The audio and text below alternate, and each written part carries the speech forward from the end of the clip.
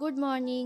আজকে শুক্রবার, আমার ক্লাসে আজকে একটা এক্সাম ছিল, তাই সকালবেলা উঠে রেডি হয়ে গেছি, যাচ্ছি ক্লাসে। এমনি দেরি হয়ে গেছে, তার মধ্যে আবার ঘুরে এলাম ছাতা নিতে, কারণ বাইরে যা রোদ, ছাতা না নিয়ে বাইরে যাওয়া যাবেই না। বেরিয়ে গেছি, বেরিয়ে দেখছি সেই রোজকার মতো স্বর্ণময়ীতে জ্যাম।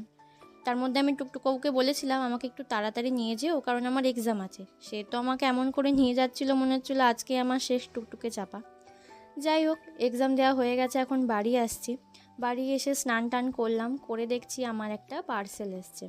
পার্সেলটা নিয়ে খেতে বসেছি, সেই সময় দেখি আকাশে প্রচণ্ড মেঘ করেছে। যাই হোক, তার জন্য ছাদে গেলাম। ছাদে গিয়ে ভাবলাম একটু বৃষ্টি টিষ্টি আসবে। ও বাবা, বৃষ্টি তো দূরের কথা, হাওয়াও দিচ্ছিল না। তাই আর কি নিচে চলে এলাম, নিচে এসে একটু পড়তে বসেছি। মা দেখছি বিকেলবেলায় লিচু ছাড়াচ্ছে। লিচু তো খেতে আমি প্রচণ্ড ভালোবাসি, কিন্তু এই ছাড়িয়ে খাওয়ার চক্করে আমি মোটেও নিজে নিজে নিয়ে খাই না। তাই মা এই ছাড়িয়ে ছাড়িয়ে দিচ্ছিল, তাই আমি খাচ্ছিলাম।